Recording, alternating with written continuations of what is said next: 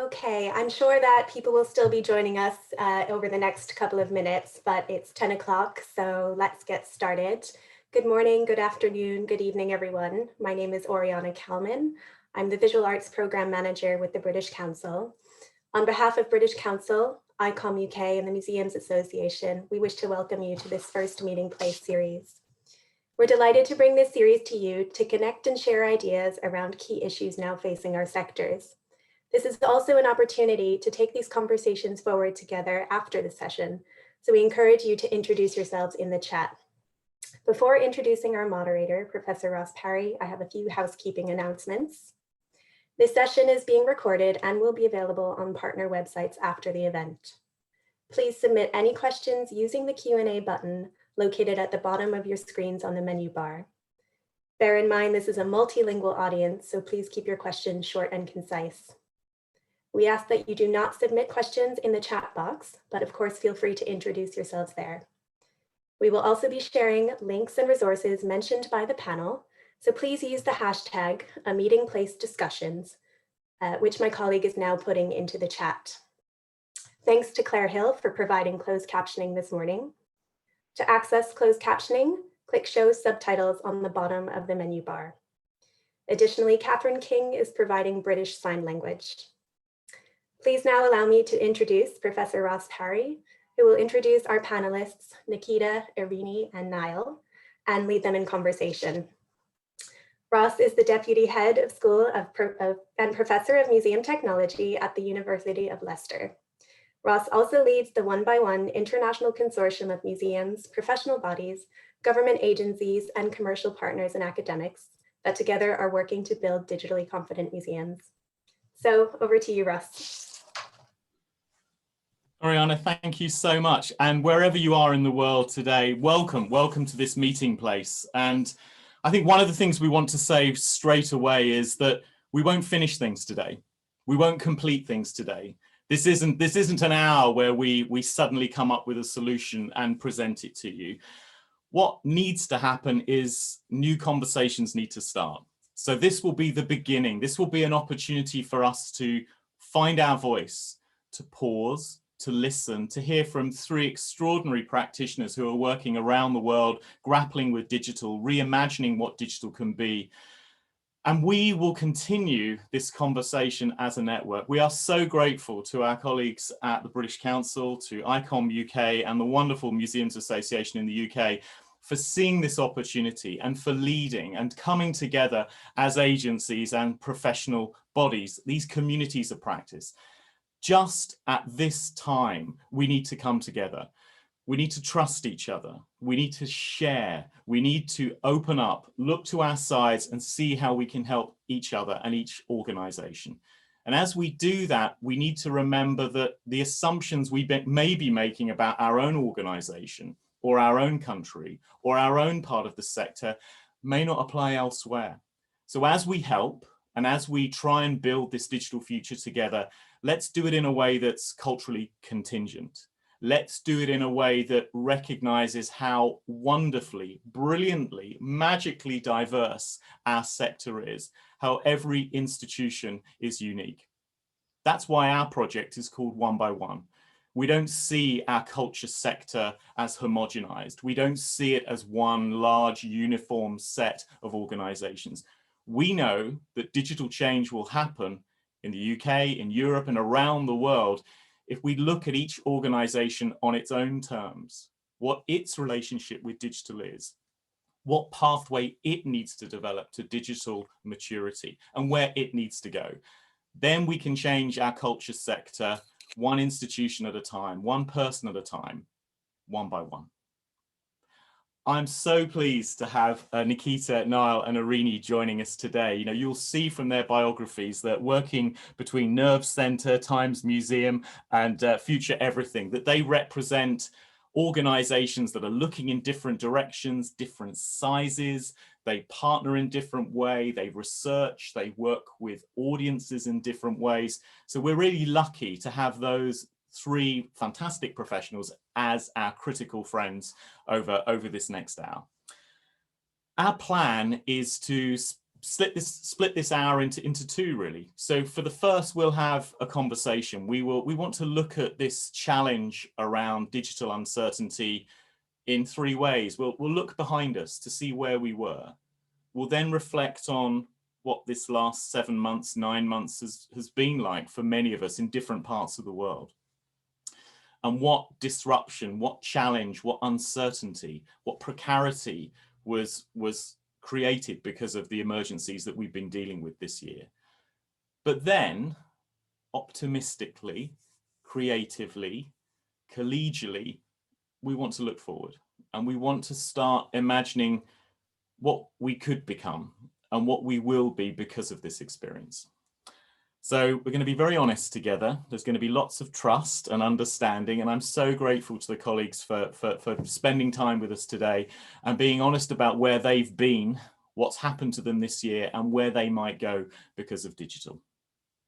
Once we've had that conversation, we want to step back, and we're going to leave some space at the end of the hour for conversation and for discussion. So that's an opportunity for you to submit your questions as we're talking now, and we'll pull some of those out, and hopefully we'll do those justice. But like I say, we're not assuming, we're not arrogant enough to think that everything will be tied up in a bow. It can't be. These are changing times. These are difficult times. These are complex times, and all our organizations are so different. So let's see this as the beginning. Let's see this as a moment where these extraordinary organizations are coming together, and we can start to figure out what platforms, what communities we need to continue to have these conversations, to continue to have these meeting places. Okay, Nikita, Niall, and Irini, let's step back a little bit then. Let's think about how life was 12 months ago.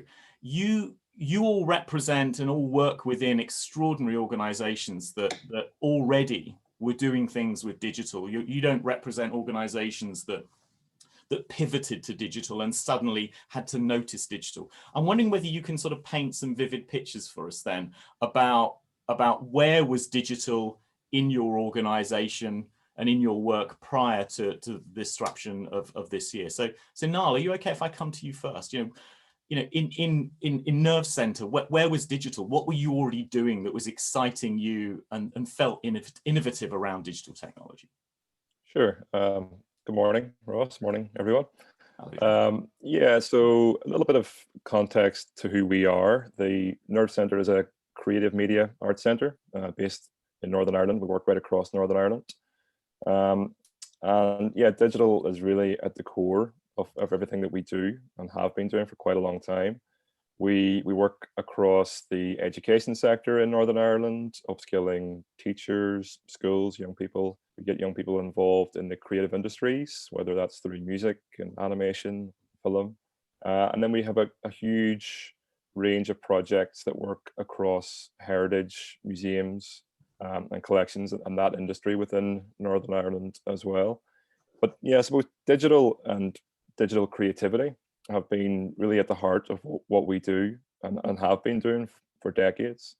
So if I can maybe it's useful to pull out some examples. A project we have, for example, maybe speaks best to some of the people in the room today.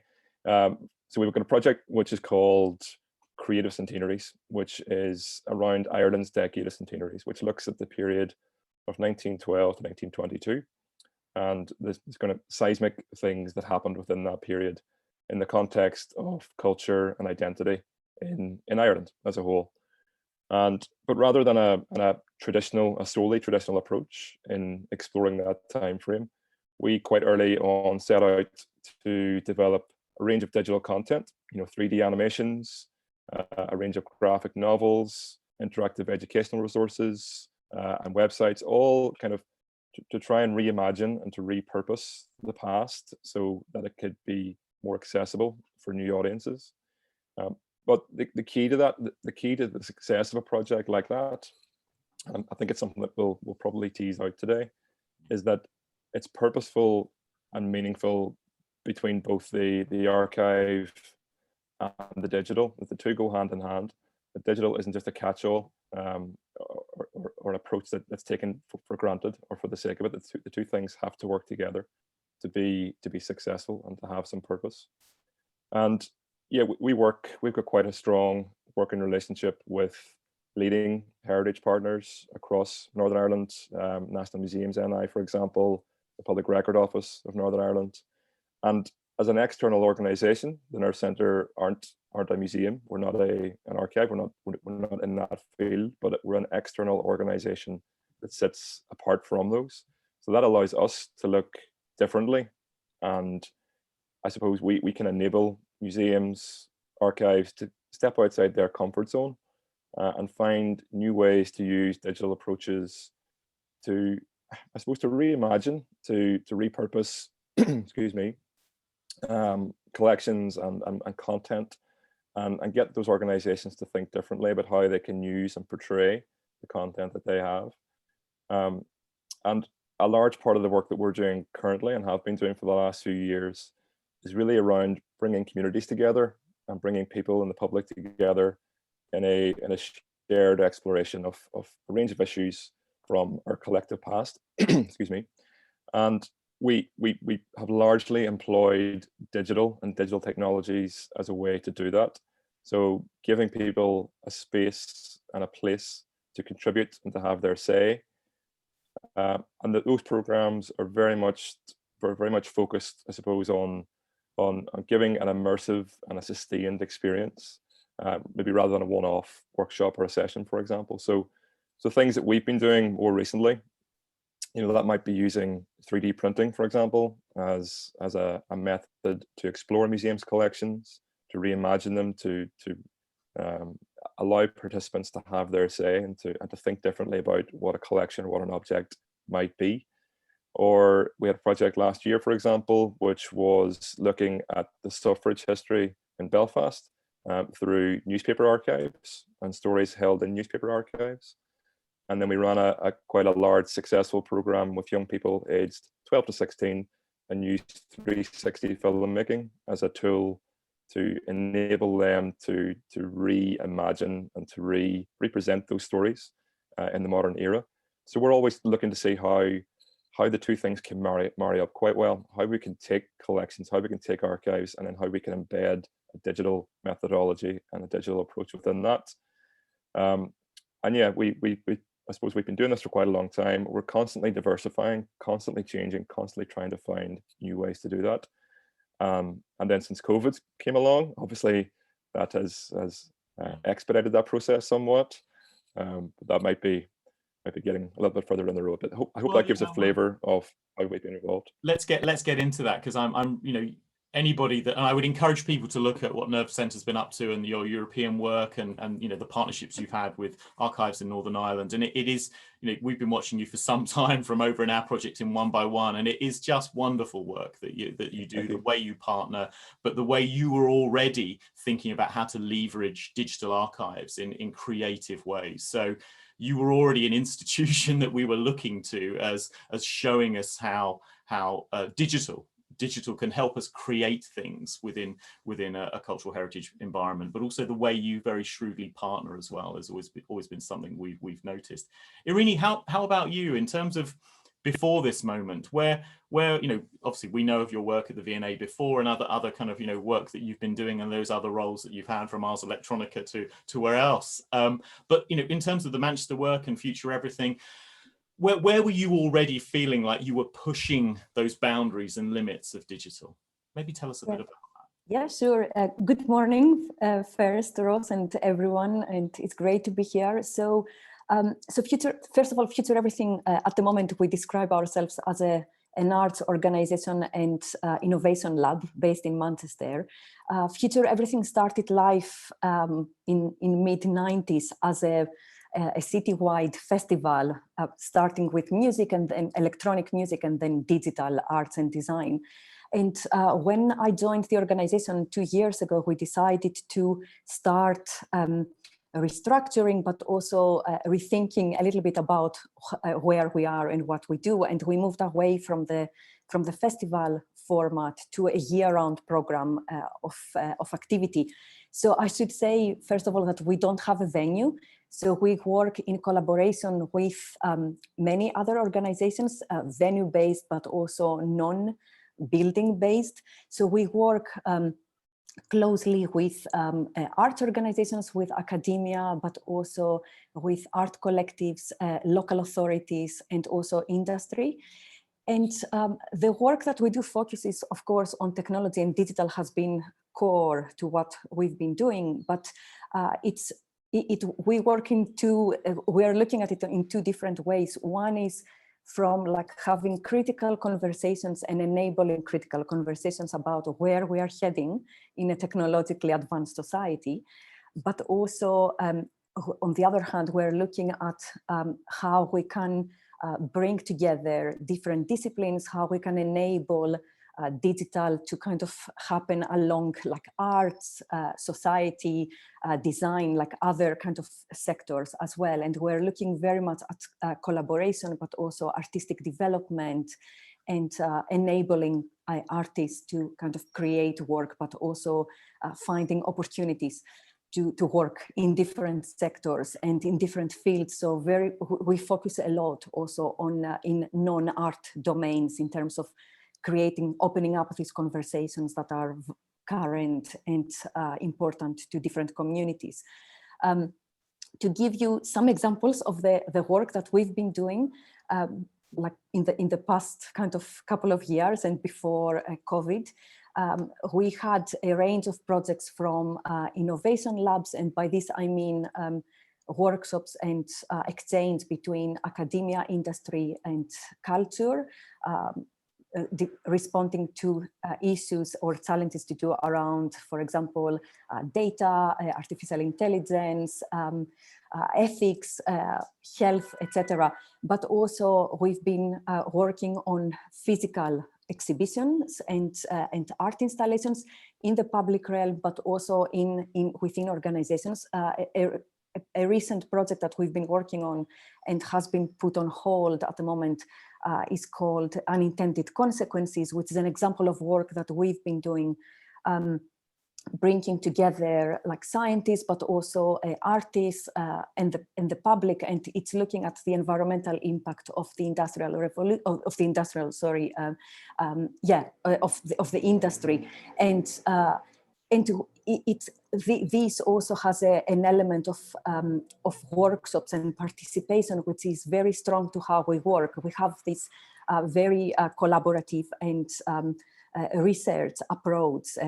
We call it action research approach in how we develop ideas and programs with our partners, but also with audiences as well. And this was going to be just one, like a typical example of how we work. So exhibition, participation, performances, like different kind of activity coming together.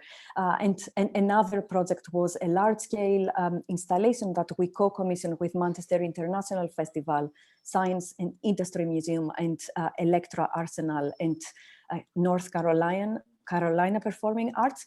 That was by artist Rafael Lozano-Hemmer, who works with media arts, and it was a large-scale installation housed in 52 shipping containers next to the Science and Industry Museum in Manchester last year, and it's a touring project.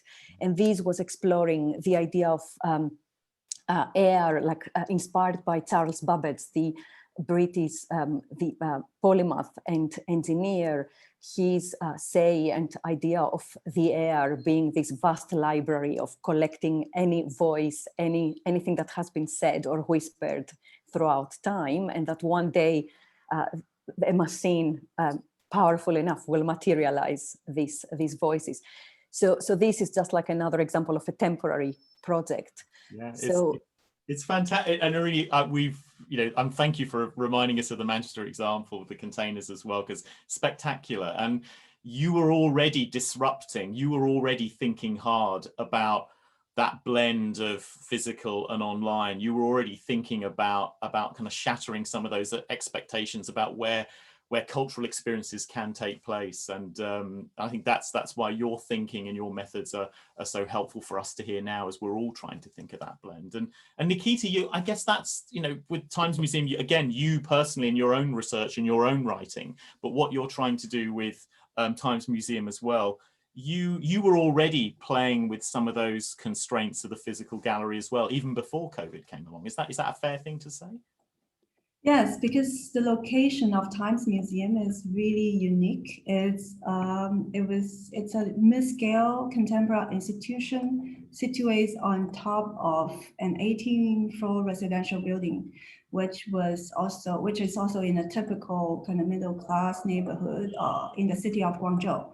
So our programs are not based on a collection. So we have the name of a museum, but we don't center our programs around collection, but by closely collaborating with young to mid-career artists to develop commissions oriented by certain curatorial frameworks. It's also our kind of response to the context of the Pearl River Delta region, which launched the open market policy in the 90s, and then the context and the urban environment are changing rapidly. So translating the cosmopolitan and also somehow abstract and sometimes also critical language of contemporary art to our young and urban audience is the commitment of Times Museum as an institution.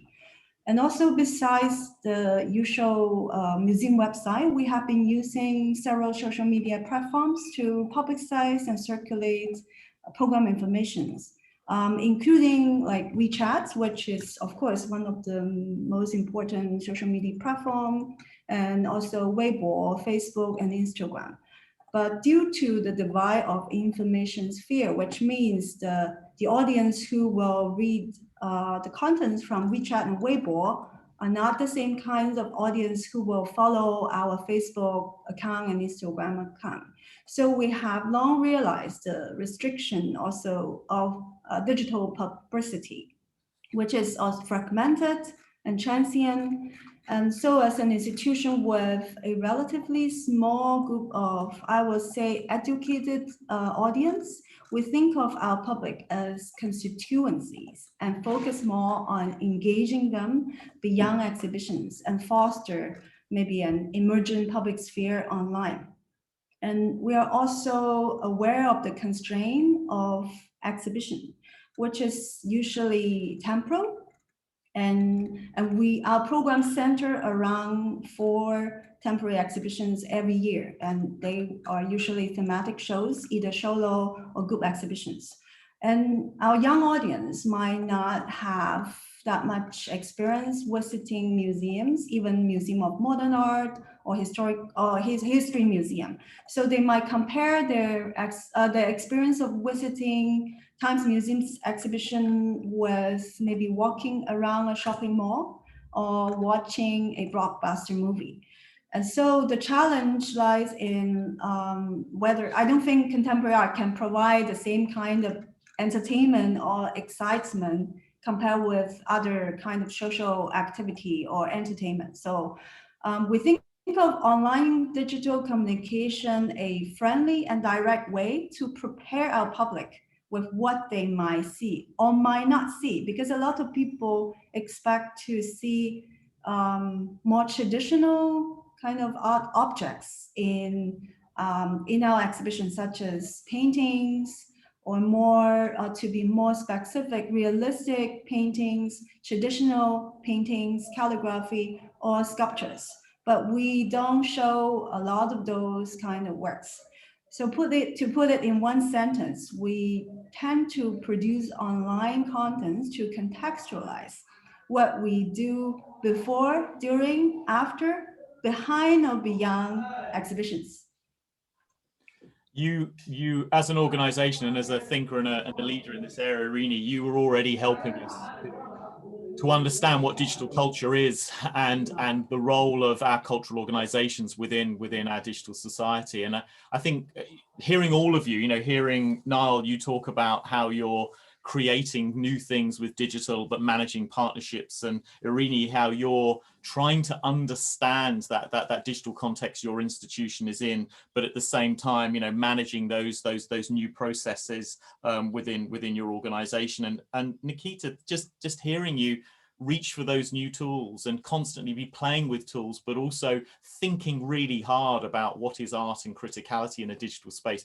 You're reminding us that digital is lots of things, that for us to have this conversation about digital, we need to see it as a set of tools we use, as processes we manage, and a strategy we frame, but as things we create digital things and those digital experiences. But digital is also that cultural context. It is that society we're in. It is that condition we're in. A report that's come out just in the last month from Europeana, authored by Jane Finnis at Culture 24 in the UK, frames this beautifully, and it links to the One by One project and some of these framings. So if we can share that report in the chat, I think it will show that way that you're all looking at digital and have understood digital with these many dimensions. I'm wondering whether, maybe turning to you, Irini, first, if you could maybe just give us an example, just a sort of one snapshot example from each panelist here of how did you respond to COVID-19? In a way, we don't want to dwell too much on those challenges, but what happened to digital? Was there one thing that you did this year because of the disruption of COVID-19? Irini, you first, maybe. Yes, so one thing that I didn't mention before is that although we've been working with digital all this time, we didn't necessarily program online. So it was mainly physical events that we've been running.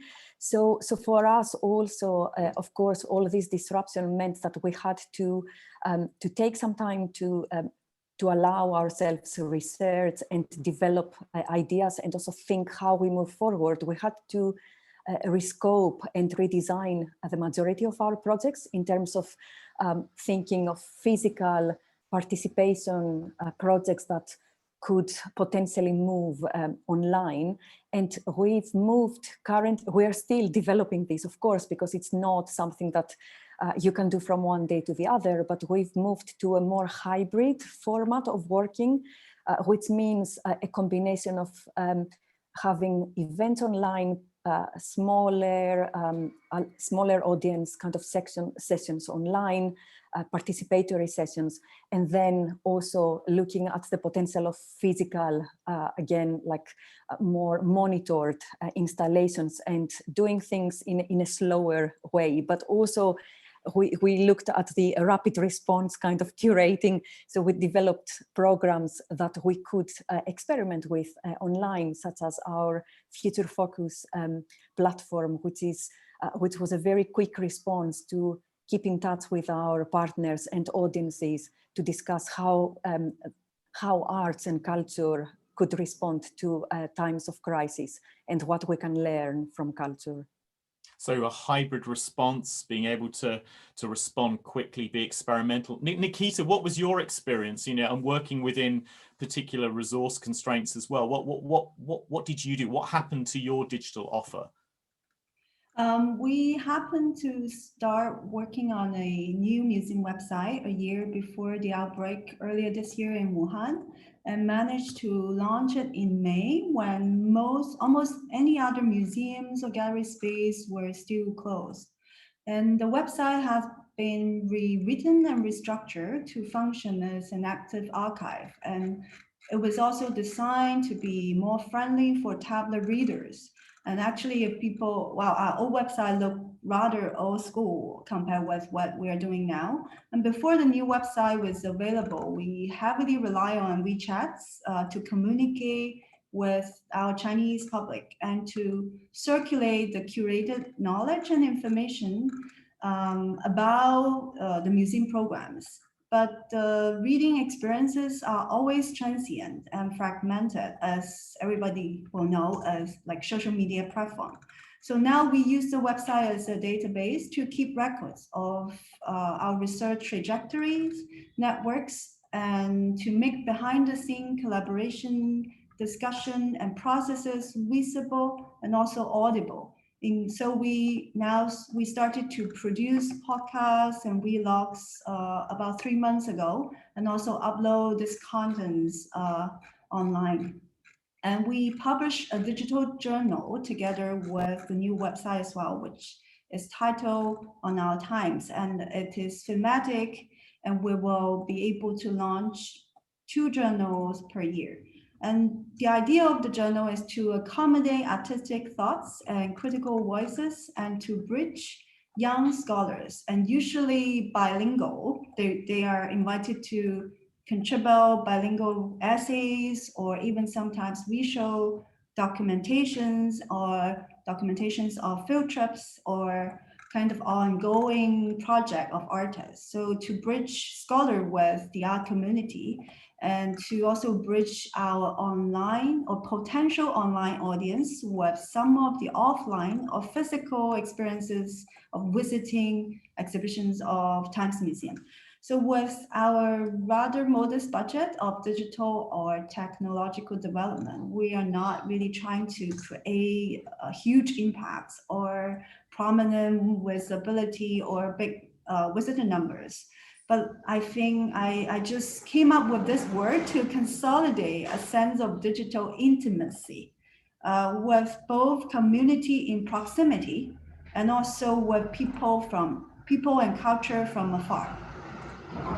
Nikita, that, and it's amazing to hear you respond sort of culturally, that, you know, confronted with this you know, problem, this you know, the pandemic, and how it was an existential challenge to so many organizations. To hear your organization thinking, how can we empower scholars? You know, how can we change the culture within our organization to adapt? So fascinating. Niall, for you, what was that key moment for you? How did digital change for your organization? Yeah, like Irini, a lot of our programming and activity was face-to-face, probably in fact all of it. So we had to completely reshape, redesign, relearn new ways of approaching this. But I suppose we saw it as an opportunity amidst all the chaos to trial new things and to step outside our comfort zone in a little way as well. So a really kind of prime example, we had an exhibition at the Ulster Museum, which launched in February, just a few weeks before lockdown came into force. And it was an exhibition called Culture Lab, and it's around exploring cultural identity and stereotypes in the context of Northern Ireland, for those who may or may not know the intricacies of that. It was I suppose a playfully provocative exhibition in so doing. And for those of you who are aware of the TV show Derry Girls, there's an episode from Derry Girls with a very famous blackboard, which talks about the differences between both communities in Northern Ireland. And that is a key feature of that exhibition. So that's been recreated and sits in the heart of that exhibition.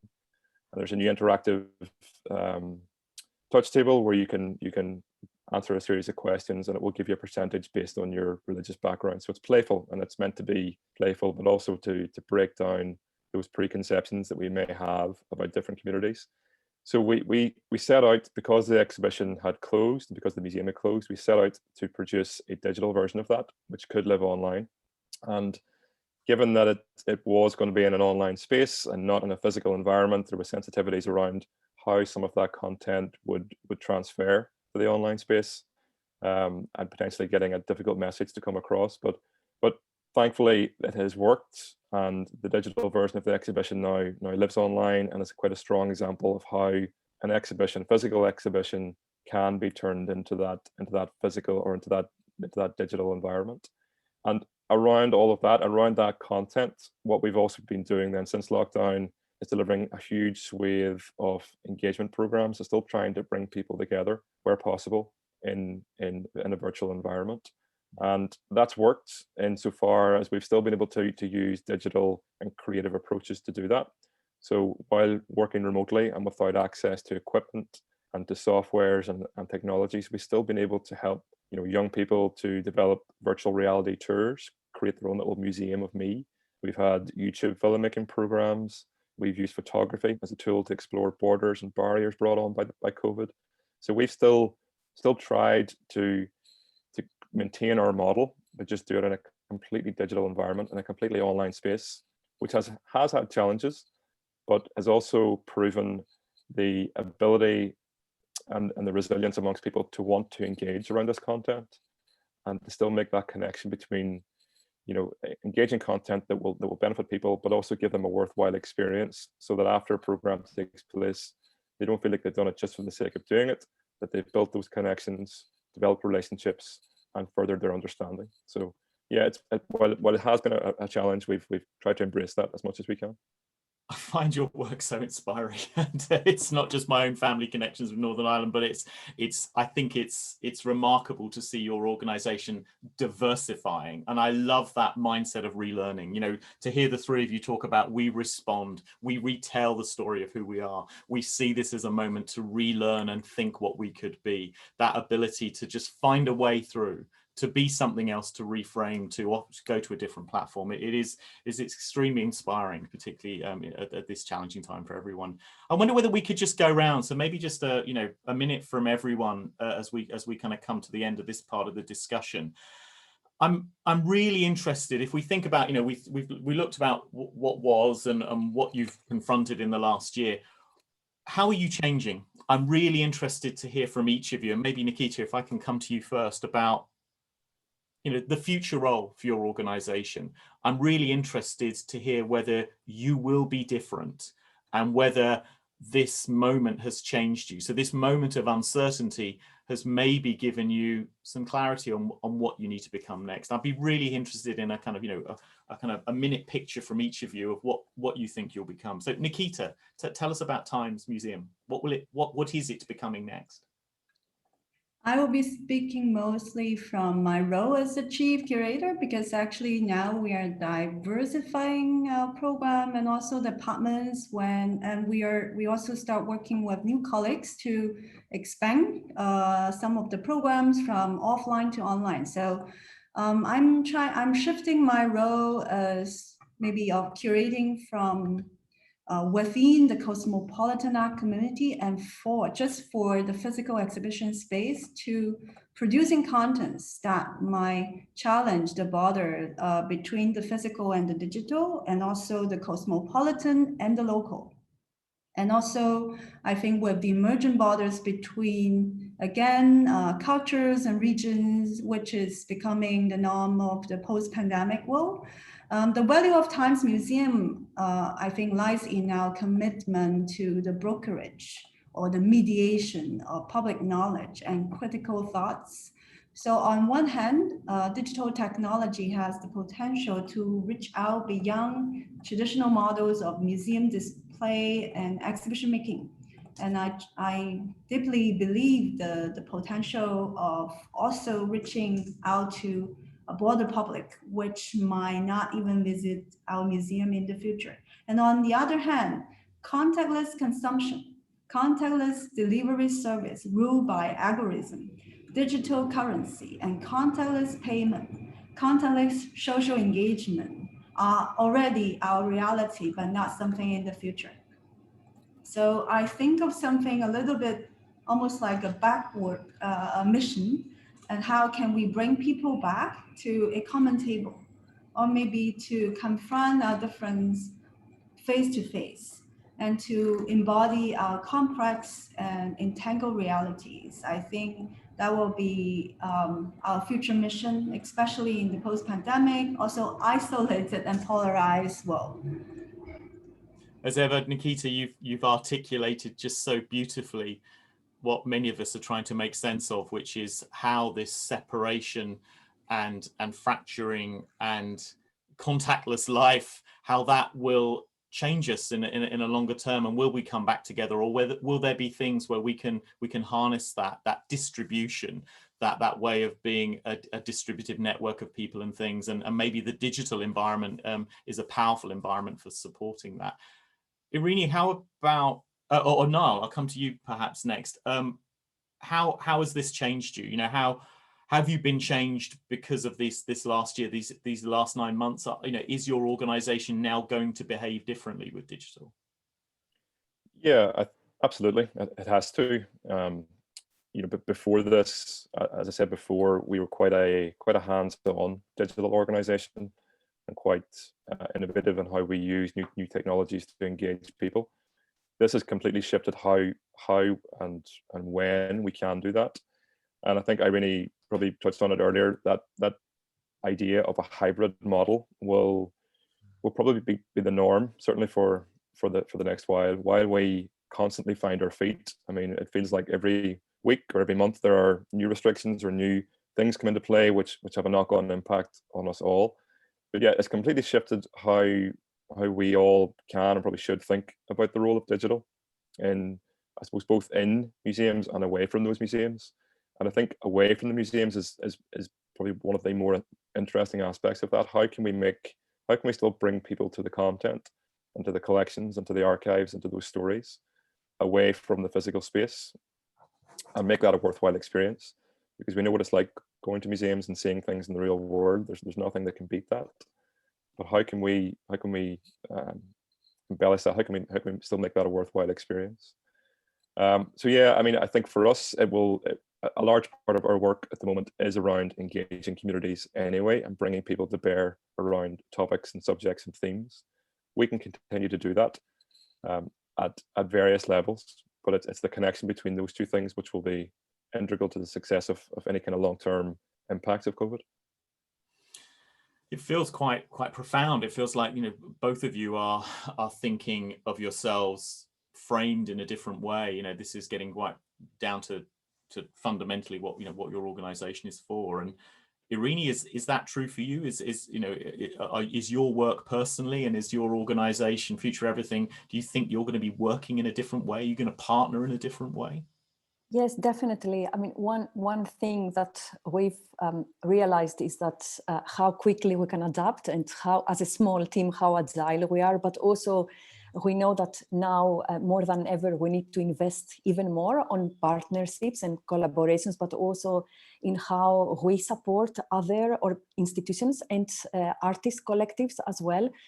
We are already working with organizations that didn't have the tools to work with digital before or didn't try that. So we're helping them develop new ideas and also online platforms. But also we want to, we realize there is a digital divide, and we realize that the encounters that we had in physical events are not so easy to happen online. So we're trying to experiment and find ways to reach out to groups that cannot access so easily these platforms, and develop ideas with them to enable them to participate. And the other thing, of course, is at an organizational level is how we invest on our team. So we've been thinking about the skills that we have across the team, not just in terms of curatorial or in terms of technology and or production, but also across the whole organization, from finance to admin to marketing, everything, and rethink all of these, and slowly changing them to adapt to how we might be working in the future, which again goes back to that hybrid format. It really does. It really does. And my goodness, Irini and Nikita and Niall, what you've helped us to notice, as well as digital having those many aspects that it's a thing we use and manage and create and understand, that you are all looking in every single corner of your organization. So just before we hand back and we go to and finish the conversation and take the Q&A, just to say, I'm really struck by how you're all thinking about your organization, what you are, the vision of your institution. You're thinking about how you personally are all leading your organization around digital, in the way that you're, Niall, those new processes that you're willing to put together, or Irini, those new tools that you're willing to look for. You're building new systems, but you're also building a new culture. Nikita, the way that you talk about that conversation that you want to frame with those young people, with those scholars, with those artists, you are changing the discourse around digital inside your organization and out as well. But what all of you are doing so generously, and I'm just hearing it all the way through this half an hour, is is, you're talking about your team, you're talking about us, you're talking about we are doing this, and this is the work we are doing. So it is clear that you are thinking about the agency that everyone in your organization has. And that to me is really strong. When we worked with Arts Council England and the National Lottery Heritage Fund over the last 2 years with Culture 24 and The Space, and we helped put together with the audience agency the Digital Culture Compass, and I'm sure we can share the link. We were trying to respond to those behaviors that you've just been framing for us, that ability you all have to notice that digital is right across your organization. It's there in your vision and your mission statements. It's there in how you choose to lead.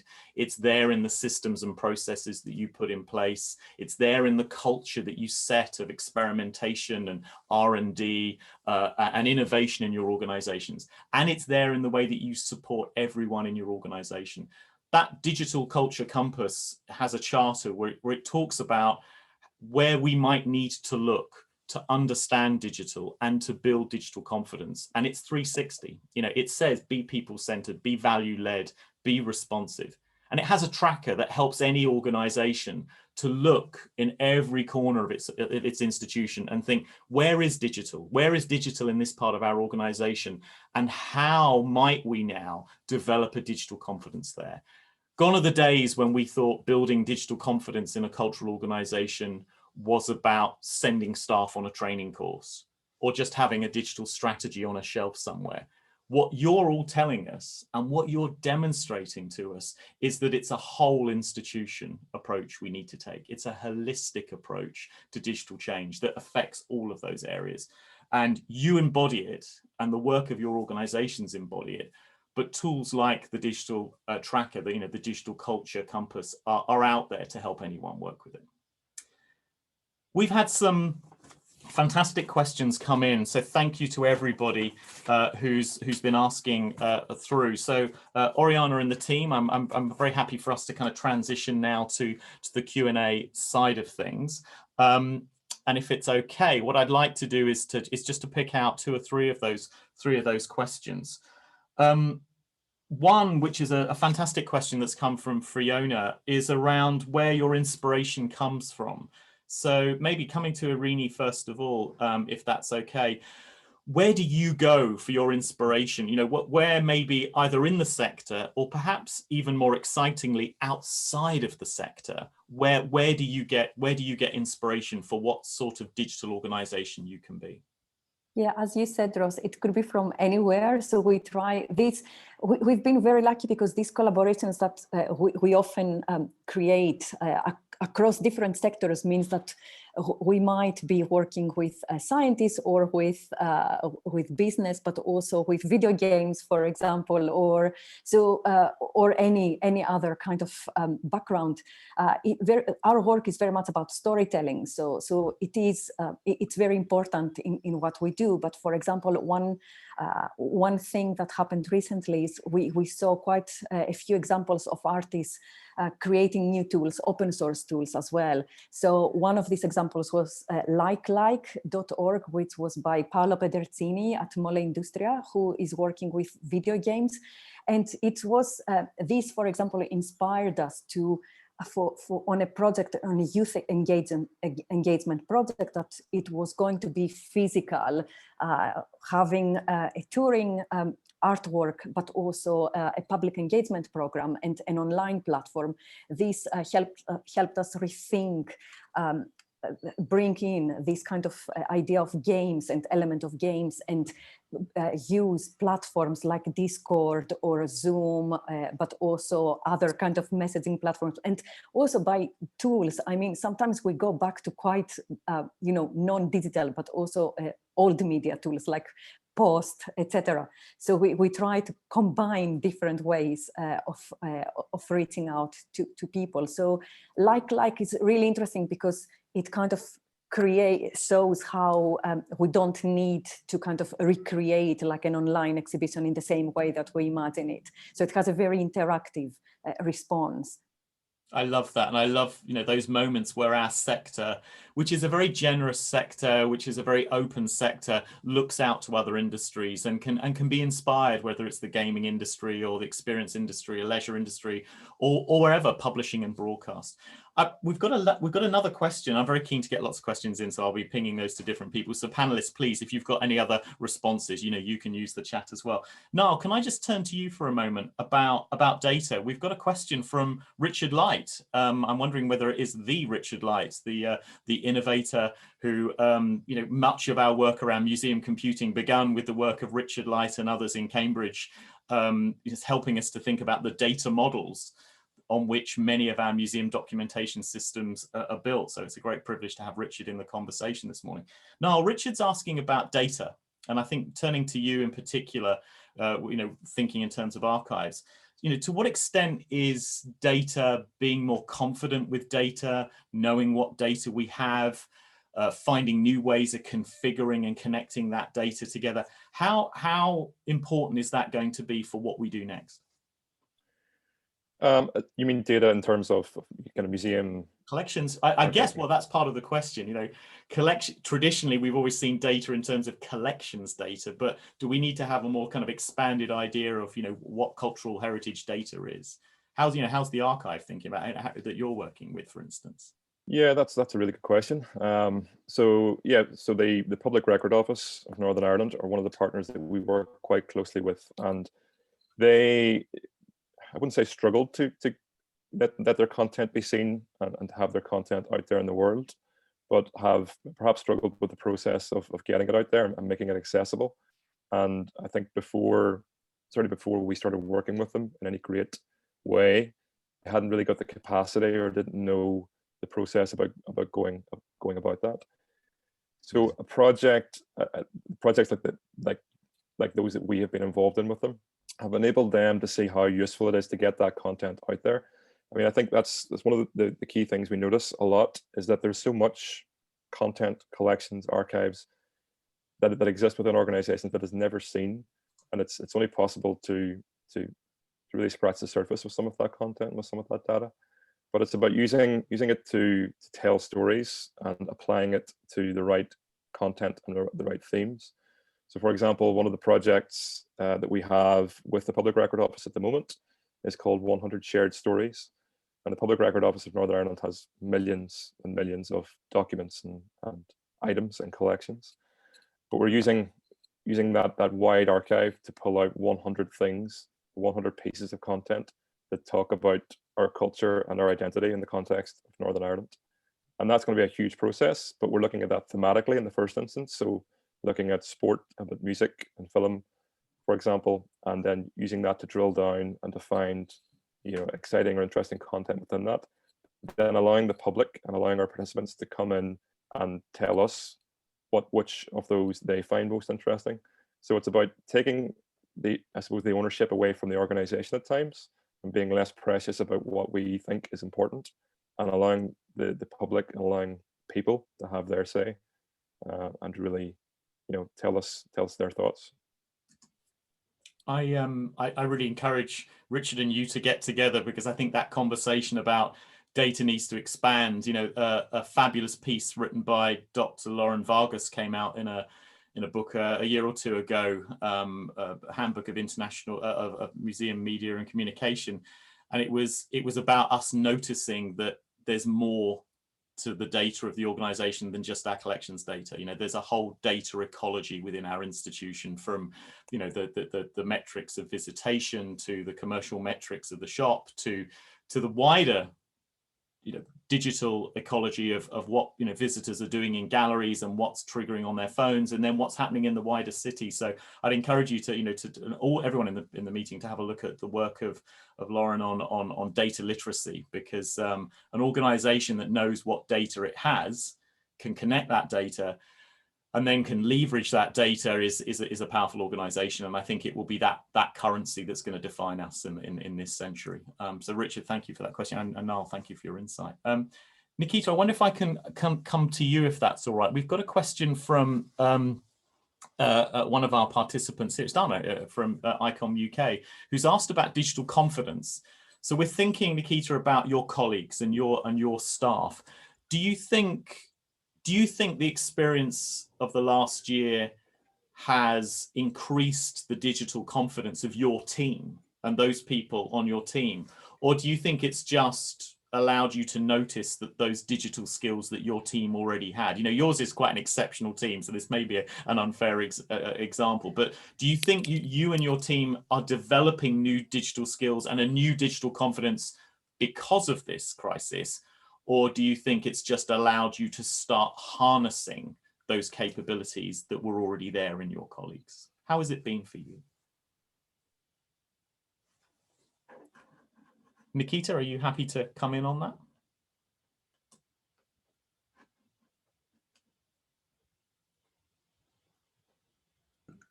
Sorry, my connection is a little bit unstable here. That's I okay. think, yeah, because I have mentioned that our kind of special or unique context, and the pandemic probably has offered us an opportunity to harvest actually digital skills that we before we have not invested our resources, and also our kind of our team has not been investing a lot in how can we produce contents that are parallel to the programs, especially the physical programs, such used to be public educational events that people have to come to the museum, or there's several 4 temporary exhibitions that we always center around these programs before. And we always think of how do we engage them deeper? How can we expand our visitor numbers? But now